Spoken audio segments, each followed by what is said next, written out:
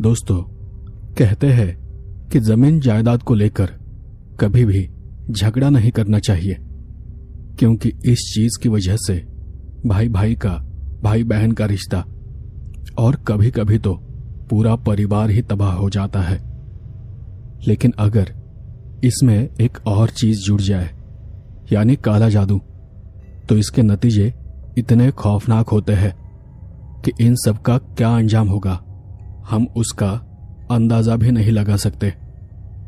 आज की कहानी एक ऐसी ही श्रापित परिवार की है। 2019 उस दिवाली की छुट्टियों में मैं अपनी मौसी के घर गया था। मेरी मौसी सुमनताई विधवा है और वो अकेली ही रहती है। उनके पति विट्ठल काका 20 साल पहले गुजर गए थे। मुझे मौसी का घर बहुत पसंद है, क्योंकि घर के पास ही घना जंगल है और उस जंगल से एक नाला बहता है। वो इलाका बहुत ही सुंदर है, पर वो जितना सुंदर है उतना ही डरावना भी। उस रात खाने के बाद मैं और मेरी मौसी हम बाहर आंगन में बैठे थे। चांदनी रात थी। अचानक जंगल की तरफ से कुछ आवाज आई। मेरे रोंगटे खड़े हो गए, पर मौसी शांति से बोली, वे रोज ही आते हैं बेटा, उन्हें अभी तक शांति नहीं मिली है। मैंने सवालिया निशान के साथ पूछा, कौन आते हैं मौसी? आप क्या बोल रही हो? मौसी ने एक गहरी सांस ली और फिर आगे कहा, बेटा, क्या तुझे पता है कि मेरे पति विट्ठल कैसे मरा? नहीं मौसी, जब भी मैं मां से पूछता हूं तो वो हमेशा बात को टाल देती है।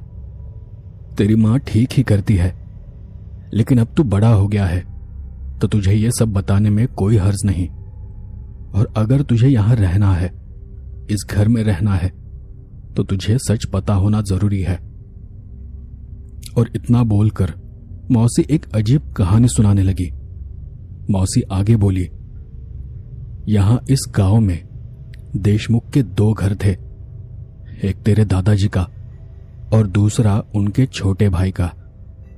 तेरे दादाजी दत्तात्रेय और उनका छोटा भाई गणपत दोनों सगे भाई थे, पर उन दोनों भाइयों में जमीन जायदाद को लेकर विवाद चल रहा था, जो कि बरसों से जारी था। लेकिन गणपत काका स्वभाव के बड़े अजीब थे। उनका तंत्र मंत्र और भूत प्रेत पर बहुत ज्यादा भरोसा था। गणपत काका के 2 बच्चे थे, मोहन और एक लड़की रुक्मिणी। रुक्मिणी की शादी करा दी गई थी और उनकी मां, वो बहुत ही शांत और गरीब स्वभाव की थी। वो हमेशा गणपत काका से डरकर रहती थी। उनके सामने खड़े रहने की या उनसे बात करने की भी उनमें हिम्मत नहीं थी। वही दादाजी दत्तात्रेय को सिर्फ एक ही लड़का था, उसका नाम था विट्ठल, और उनकी पत्नी तक नहीं थी। विट्ठल और मोहन लगभग एक ही उम्र के थे, इसलिए बचपन में दोनों साथ में खूब खेलते थे। घर में जमीन को लेकर झगड़ा था, फिर भी दोनों साथ रहते थे। एक साथ ही बड़े हुए और शादी की उम्र तक पहुंचे। अब ये सच है या झूठ मुझे पता नहीं, पर उस वक्त मोहन की शादी तय हो गई थी। शादी होने में बस कुछ ही दिन बाकी थे, पर इसके बारे में बड़े दादाजी को कुछ भी पता नहीं था। ऐसे ही एक दिन बहुत बारिश हुई।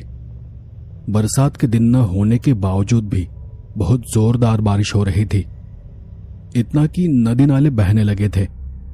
और उस दिन सुबह ये दोनों भी, मतलब विट्ठल और मोहन और गांव के उनके 1-2 दोस्त और कुछ छोटे बच्चे, ये सब मिलकर जंगल के एक कुंड की तरफ तैरने और खेलने चले गए। कुंड, जिसे मराठी में डोह कहते हैं। उस कुंड के बीचों बीच एक गहरा काले पानी वाला हिस्सा था, जिसे हमेशा खतरनाक माना जाता था। लेकिन सब जवान लड़के थे, उन्हें क्या खतरा समझ आता।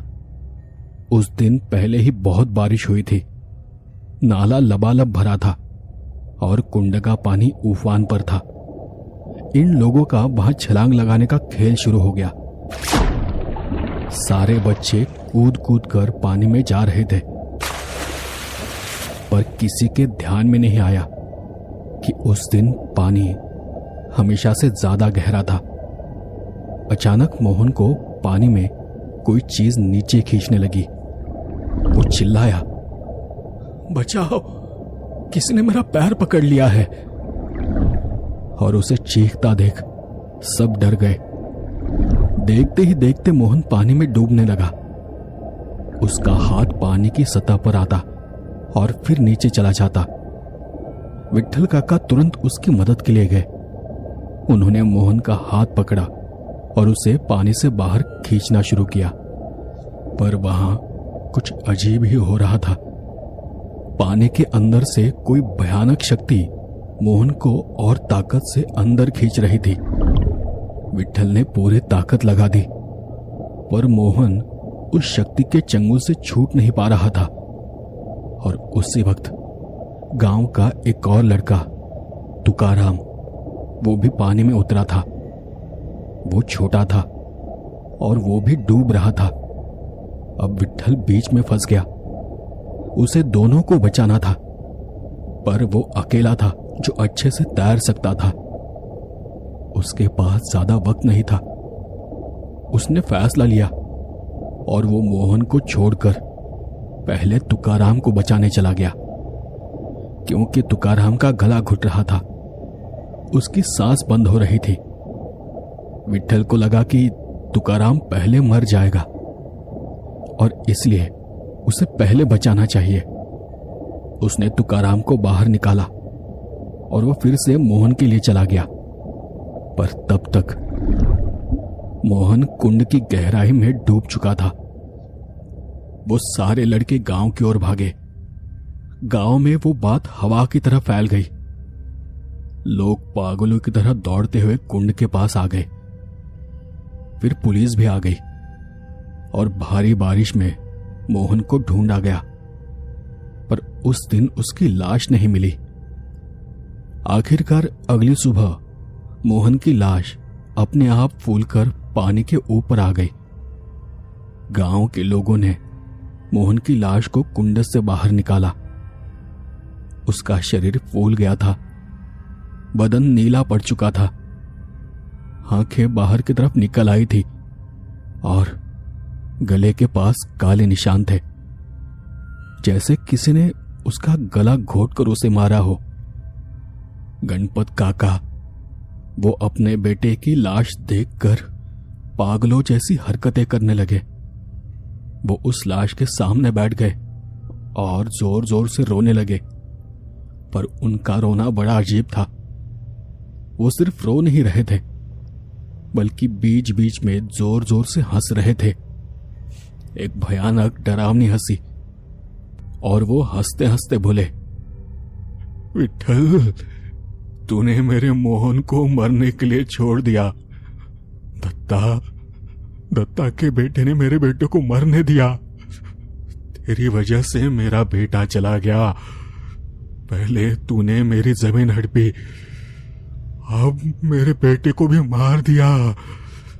तूने मेरे घर का सत्यानाश किया है। इसकी कीमत तुझे चुकानी पड़ेगी। मैं इसका बदला जरूर लूंगा, चाहे मुझे कुछ भी करना पड़े, चाहे मुझे किसी भी हद तक जाना पड़े। तू जरूर देखेगा, तेरे साथ भी यही होगा।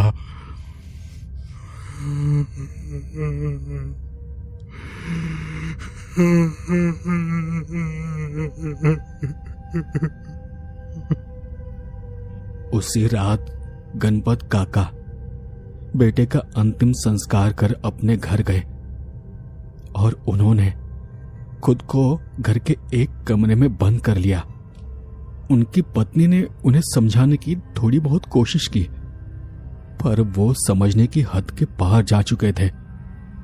वो जिस कमरे में थे वहां से अजीब सी गंध आ रही थी और लगातार काला धुआं बाहर निकल रहा था।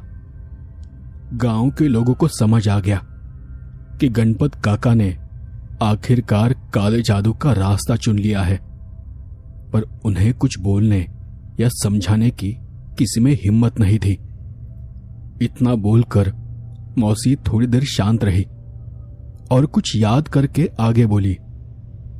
मोहन की 13वीं खत्म हुई और उसके 2 हफ्ते बाद गणपत दादा अचानक किसी को कुछ बताए बिना अपना घर छोड़कर कहीं चले गए। गांव वालों को लगा कि धीरे धीरे सब शांत हो गया। लोगों को यही लगा था कि गणपत काका अपने बेटे के गम में पागल हो गए हैं और इसलिए वो घर छोड़कर चले गए हैं, पर ऐसा नहीं था। वो ठीक 1 साल बाद गांव लौटे और उसी दिन मेरा तेरे विट्ठल काका से विवाह हो रहा था। हमारी शादी शुरू थी। गणपत दादा वो भी उस शादी में आए थे, पर तब मुझे पता नहीं था कि वो कौन है।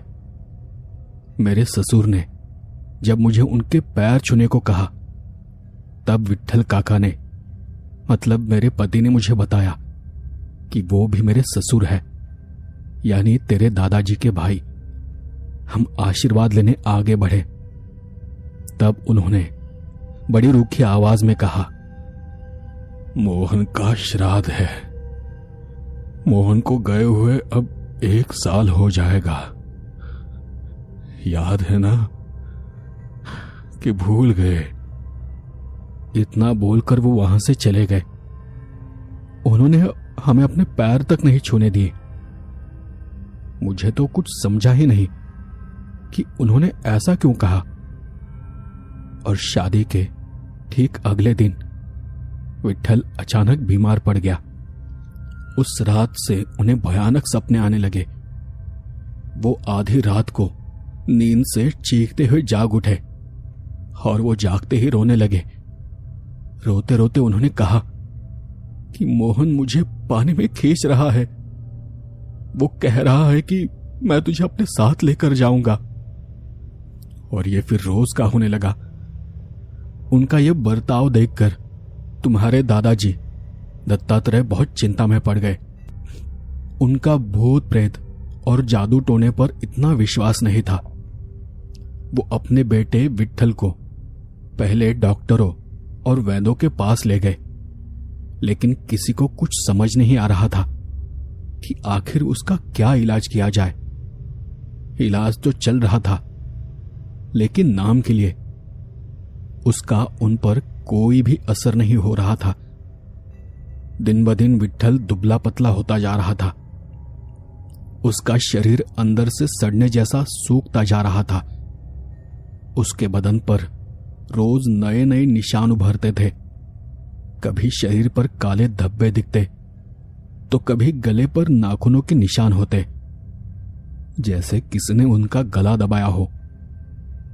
और विट्ठल लगातार बस एक ही बात कहता था कि मोहन रात को आता है और वो कहता है, तूने मुझे क्यों छोड़ा?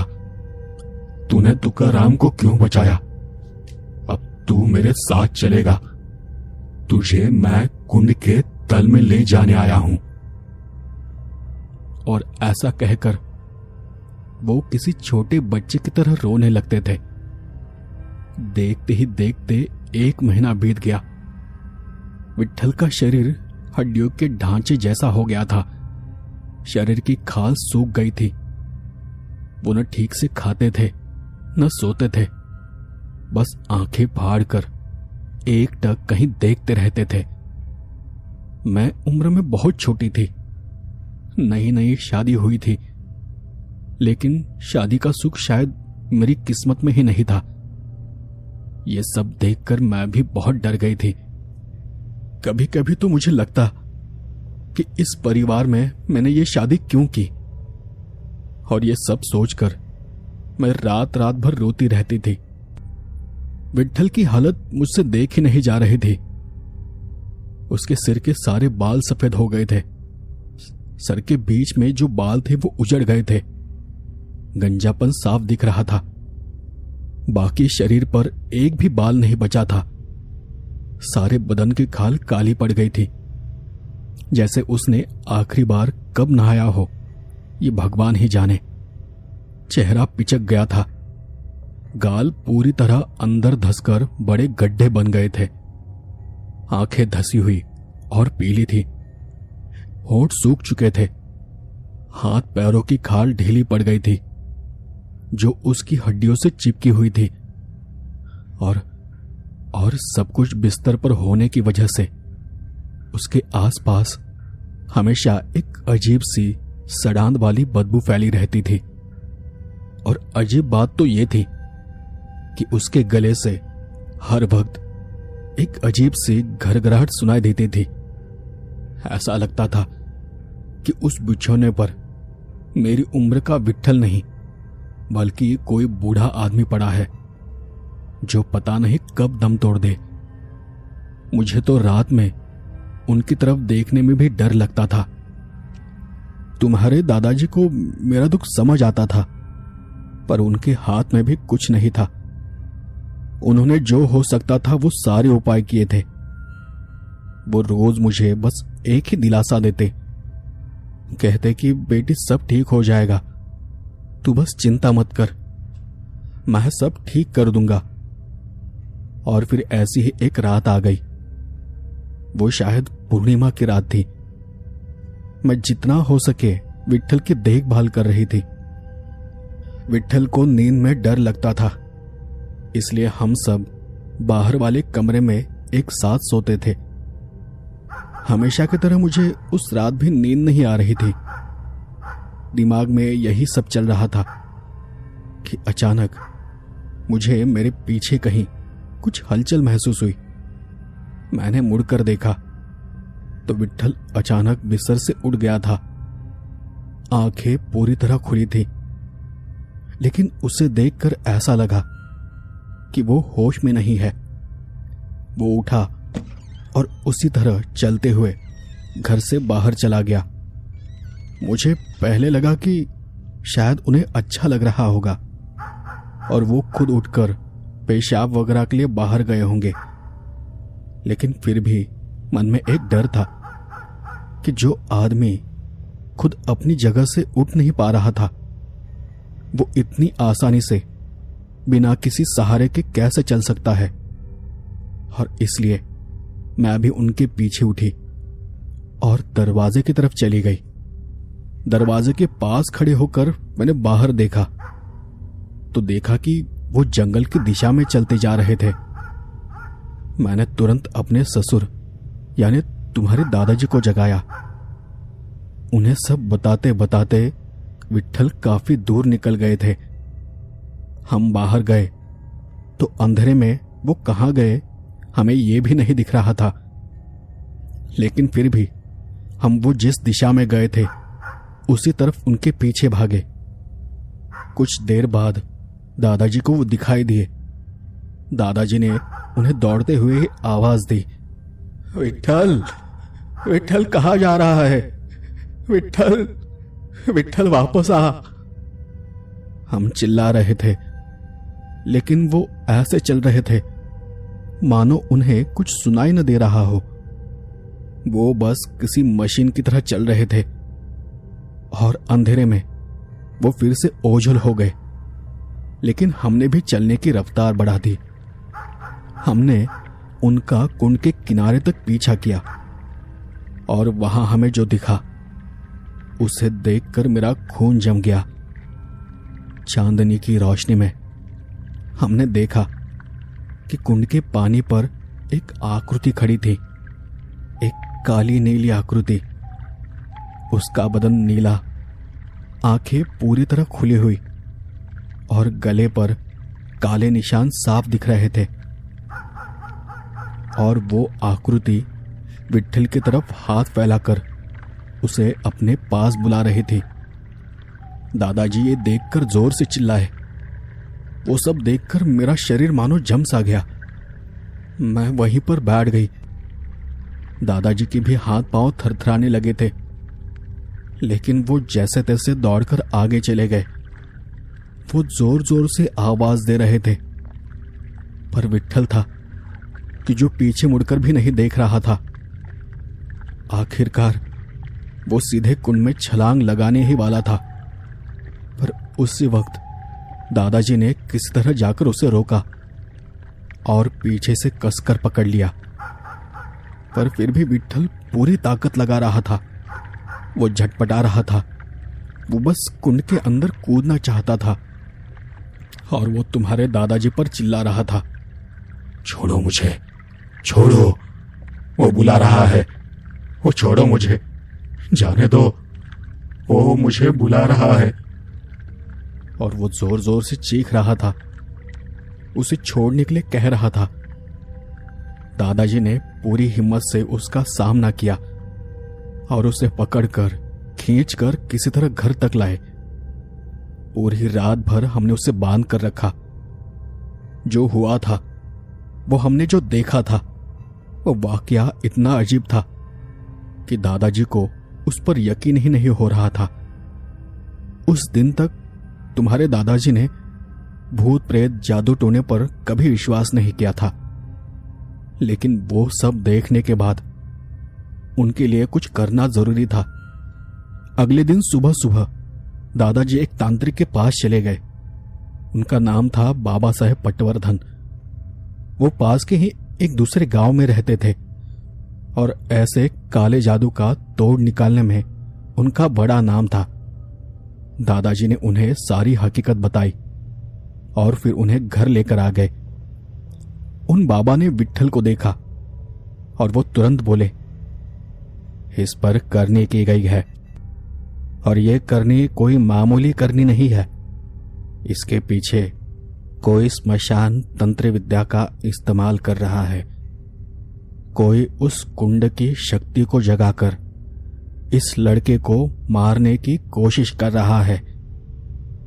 और तब दादाजी बोले, लेकिन मेरा इन चीजों पर विश्वास नहीं है बाबा।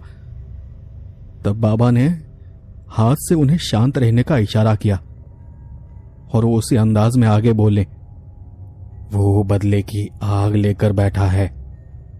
वो जो कोई भी है, वो चिता की भस्म, खोपड़ी और मरे हुए पानी का तंत्र करना जानता है।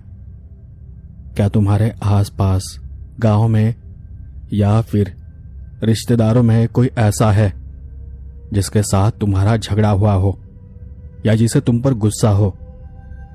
दादाजी के दिमाग में तुरंत अपने भाई गणपत काका का ख्याल आया, लेकिन वो कुछ नहीं बोले। उन्होंने सिर्फ मेरी तरफ देखा। अपने सगे भाई के बारे में ऐसा कुछ कहना उनके मन को गवारा नहीं था। और फिर जो भी घटना घटी थी, उस बात को अब लगभग साल बीत चुका था और इसलिए वो चुप रहे। तब तक मेरे कानों पर उस पुरानी घटना के बारे में कुछ बातें पड़ चुकी थी और मौसी फिर से शांत हो गई।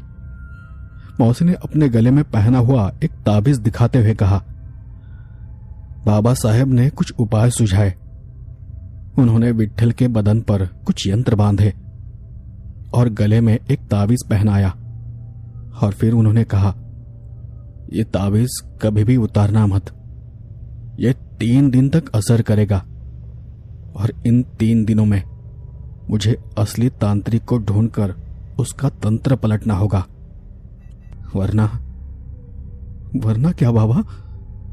ये शब्द मेरे मुंह से डर के मारे निकले थे और तब बाबा ने मेरी आंखों में देखकर कहा, वरना ये लड़का कुंड में जाएगा और इसके साथ कोई और भी। ये सुनकर दादाजी के शरीर से जैसे जान ही निकल गई। वो एकदम से नीचे बैठ गए और घबराकर उन्होंने आगे पूछा, और कौन?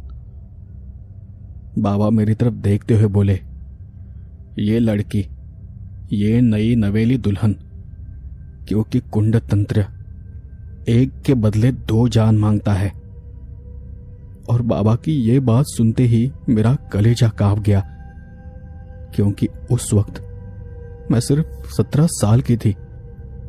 अब मुझे जो भी पता था वो मैं बताने ही वाली थी कि दादाजी ने मुझे फिर से रोका और उन्होंने ही उन बाबा को 1 साल पहले जो कुछ हुआ था वो सब कुछ बताया।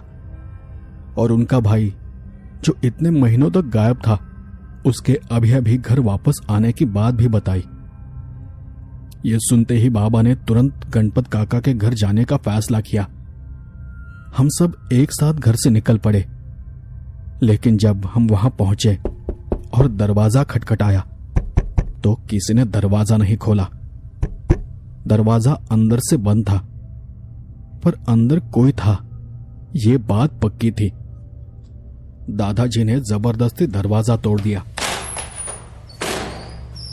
और हम सब अंदर चले गए।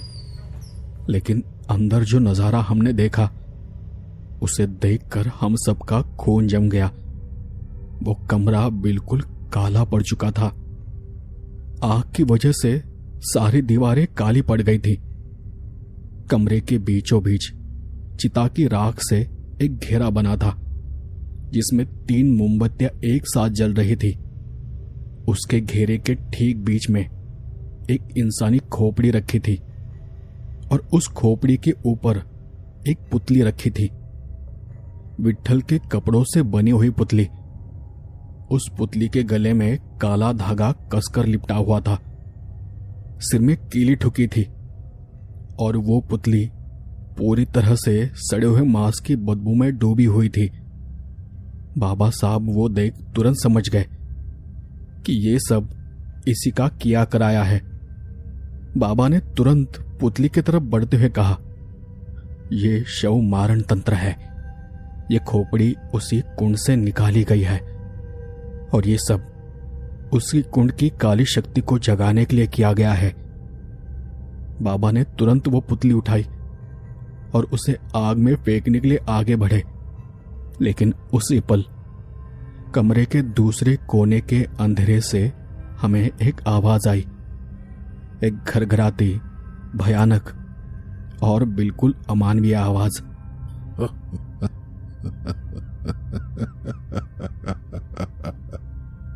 तू इस तंत्र को नहीं पलट सकता।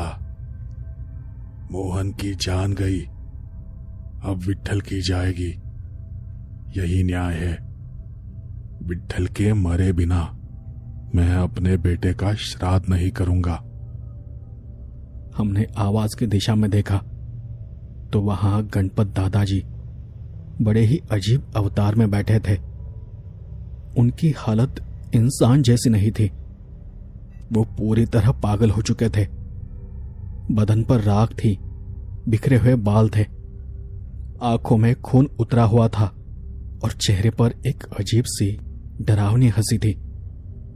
तेरे दादाजी उनके सामने हाथ जोड़कर खड़े हो गए और तब गणपत काका ने चिल्लाते हुए कहा, तू मेरा मोहन वापस ला, मैं अपना ये तंत्र वापस ले लूंगा। और फिर बाबा ने आगे बढ़ते हुए कहा, गणपत, ये तूने क्या किया? आत्मा को जगाना, कुंड की शक्ति को बुलाना, ये सबसे बड़ा पाप है। तू जानता नहीं, पर इसका नतीजा तुझे भी भुगतना पड़ेगा। और ये सुनकर वो फिर से हंसते हुए बोले, चलेगा चलेगा, मुझे कोई फर्क नहीं पड़ता। मेरा मोहन गया, उसके बदले दत्ता का विट्ठल जाएगा और उसकी पत्नी भी। यही मेरा इंतकाम है। तभी मोहन की आत्मा को शांति मिलेगी। वो जब ये सब बड़बड़ा रहे थे तब बाबा ने जबरदस्ती वो पुतली आग में डाल दी। पुतली जलने लगी, आग भड़क उठी और उसमें से काला धुआं निकलने लगा। उस धुएं से चीखने जैसी एक अजीब सी आवाज आई।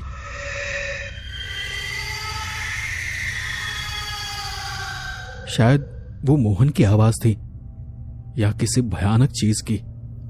वो चिल्ला रही थी, काका मुझे छोड़ो, मैं वहां फंस गया हूं, वहां पानी में, तल में। और ये सुनते ही गणपत काका ने एक भयानक चीख मारी और अपना सिर जोर से दीवार पर दे मारा। खून का एक फव्वारा फूटा और वो वहीं गिर पड़े। बाबा ने उनकी नब्ज की जांच की, लेकिन गणपत काका ने मौके पर ही दम तोड़ दिया था। तब तक सारे गांव को पता चल गया था कि गणपत काका काला जादू और तंत्र मंत्र कर रहे थे और इसलिए उनकी लाश को हाथ लगाने कोई भी आगे नहीं आया। आखिरकार गांव के कुछ समझदार लोगों ने उन्हें उठाया, उनका अंतिम संस्कार किया और उस घर पर हमेशा के लिए ताला लगा दिया। इतना बोलकर मौसी शांत हो गई। कहानी सुनते हुए मुझे लगा कि कहानी खत्म हो गई है और तब मैंने कहा, तो क्या सब ठीक हो गया मौसी? मौसी ने अपनी आंखें बंद की और फिर दूसरी ओर देखते हुए उन्होंने आगे की कहानी सुनाई। गणपत काका मर गए, उनका तंत्र भी अधूरा रह गया। बाबा ने कहा था कि अब विट्ठल बच जाएगा, लेकिन बाबा का अंदाजा गलत निकला। उस रात विट्ठल को फिर से सपना आया। इस बार मोहन नहीं, बल्कि सपने में गणपत काका आए थे। उन्होंने उस सपने में उसे कहा, मेरा तंत्र खत्म हुआ है, पर मेरा श्राप अब भी बाकी है। विट्ठल, तूने मेरे बेटे को नहीं बचाया, तूने जानबूझकर उसे मरने छोड़ दिया। मैं तुझे श्राप देता हूं, तू उस कुंड का पानी पिएगा और तेरे पीछे पीछे तेरी पत्नी को भी वही पानी पीना पड़ेगा। हमने किसी तरह उस रात विट्ठल को समझाया कि गणपत काका की मौत हो चुकी है, अब तुम्हें कुछ नहीं होगा, पर फिर भी वो रात भर जागता रहा। अगले दिन जब हम गहरी नींद में थे तब विट्ठल उठा। तब सुबह होने वाली थी, लेकिन हुई नहीं थी और तभी वो अजीब सी हरकतें करने लगा, कुछ बड़बड़ाने लगा। और ये वही दिन था जिस दिन मोहन का श्राद्ध था। और तब वो बोलने लगा, मुझे जाना ही होगा, वो मुझे बुला रहा है, उसका आदेश है, मुझे जाना ही पड़ेगा, मुझे जाने दो, मुझे मत रोको। और ऐसा बड़बड़ाते हुए वो घर से बाहर निकल गया। मैं और दादाजी ये सब देख रहे थे। हम उसे रोक पाते, उससे पहले वो सीधे जंगल की तरफ भागने लगा। हम भी उसके पीछे भागे, पर वो किसी की नहीं सुन रहा था। शरीर में ताकत न होने के बावजूद वो हमसे भी तेज भाग रहा था। अभी सूरज उगा नहीं था, पर आसमान में हल्की रोशनी फैल रही थी। भागते भागते विट्ठल कुंड के किनारे आ गया। हम उस पल थोड़े पीछे थे।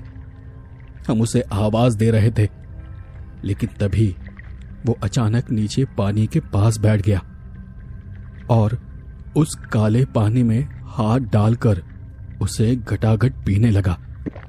दादाजी पूरी ताकत से चिल्लाए, विट्ठल मत कर, मत पी वो पानी। दादाजी चीख रहे थे, पर विट्ठल ने अपनी आंखें बंद की और वो पानी पीता चला गया। 1 घूंट, 2 घूंट, 3 घूंट। जब हम उसके पास पहुंचे और उसे रोका, तब तक बहुत देर हो चुकी थी। मैंने तब उसकी आंखों में देखा, वो काला पानी उसकी आंखों की नसों में उतर रहा था। उसके पूरे शरीर की नसों में जहर की तरफ फैल रहा था। मैंने उसका चेहरा अपने हाथों में लिया। वो मेरी तरफ देखकर आखिरी बार मुस्कुराया और उसी पल उसे एक हिचकी आई और उसके मुंह से काला खून बाहर निकला और अगले ही पल वो वहीं जमीन पर गिरा और तड़पने लगा। वो तब ऐसे तड़प रहा था जैसे उसका गला घुट गया हो। वो सांस नहीं ले पा रहा था। उसकी आंखें बाहर निकल रही थी, मुंह से काला झाग आ रहा था और बदन पर नीले धब्बे पड़ रहे थे। उसकी तड़प मुझसे देखी नहीं जा रही थी। हम उसे उठाकर वापस गांव ले आए और सीधे वैद्य के पास चले गए, पर वो नहीं बच सका। 1 घंटे बाद उसने दम तोड़ दिया। पर सबसे अजीब बात तो ये थी कि उसकी मौत के लक्षण बिल्कुल डूब कर मरे हुए इंसान जैसे थे, मानो वो कुंड में डूब कर मरा हो और पानी उसके फेफड़ों और पेट में भर गया हो। दादाजी उस दिन बहुत रोए, मैं भी बहुत रो रही थी। भले ही विट्ठल से मेरा इतना नाता नहीं था, न कभी हम पति पत्नी की तरह रहे थे, पर दादाजी मतलब मेरे ससुर जी की हालत में देख नहीं पा रही थी। वो मुझे मेरे पिताजी जैसे थे। मेरी नई नई शादी हुए बस कुछ ही दिन हुए थे और मेरा पति हमेशा हमेशा के लिए मुझे छोड़कर चला गया था। लेकिन यह श्राप यही नहीं रुकने वाला था। मौसी ने आगे थरथराती आवाज में कहा, विट्ठल की 13वीं के दिन मुझे भी वही सपना आया। मैं सपने में कुंड के पास खड़ी थी। पानी पर कोई आकृति तैर रही थी। वो कौन था ये मुझे दिख नहीं रहा था, पर उसकी आवाज बिल्कुल विट्ठल जैसी थी। उसने रोते हुए मुझे कहा, सुमन, सुमन यहाँ आ जा। यहाँ अकेले मुझे बहुत डर लगता है सुमन। सुमन, सुमन तू मेरे साथ चल। सुमन, आ मेरे पास।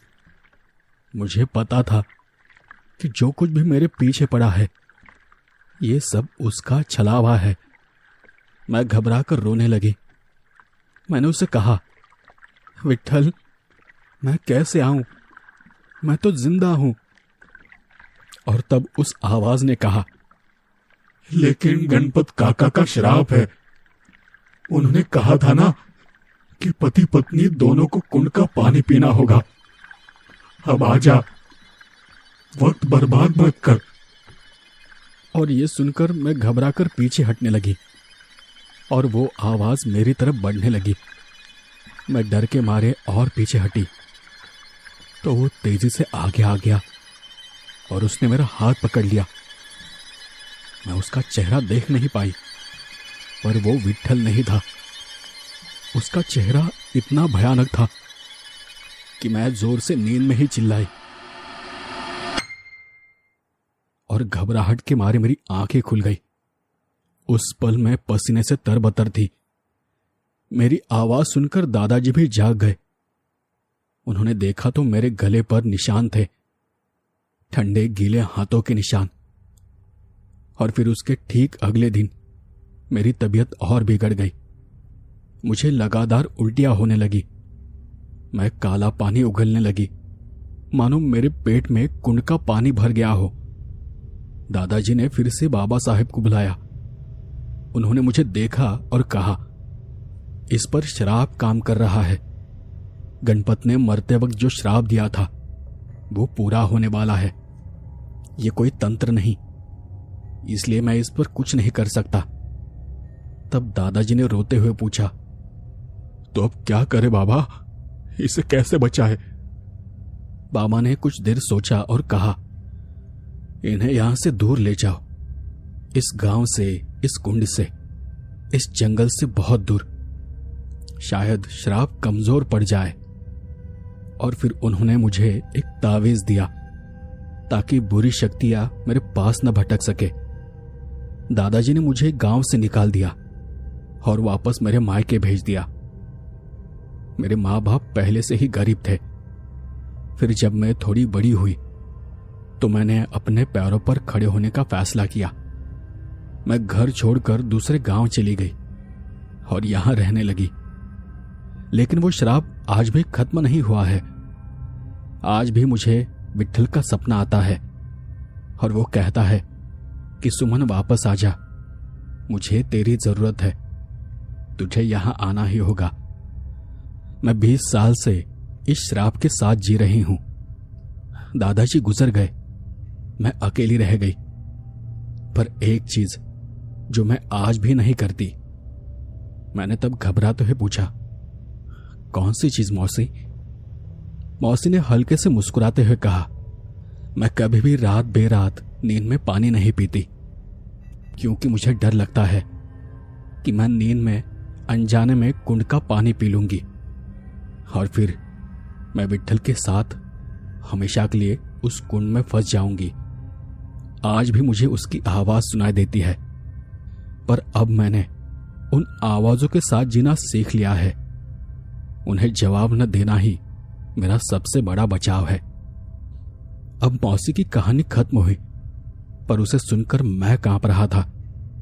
तब रात हो चुकी थी। मौसी अपना काम करने चली गई और मैं अपने कमरे में। मौसी शायद तब बर्तन लगा रही थी और मैं अपने कमरे में लेटा पड़ा था। अचानक जंगल की तरफ से फिर वही आवाज आई, सुमन, सुमन आ जा इधर, मैं तेरा इंतजार कर रहा हूं। मौसी उठी और घर का दरवाजा बंद कर दिया। तो दोस्तों, ये थी आज की कहानी। आपको ये कहानी, ये घटना, ये कैसी लगी मुझे कमेंट कर जरूर बताएं। और अगर आपको कहानी अच्छी लगे तो वीडियो को हाइप जरूर कर दे, वीडियो को लाइक भी कर दे और अपने दोस्तों के साथ शेयर करें। तो आज के लिए बस इतना ही। मिलते हैं अगली बार अगले एपिसोड में ऐसी ही किसी डरावनी कहानी के साथ। तब तक के लिए धन्यवाद और शुभ रात्रि।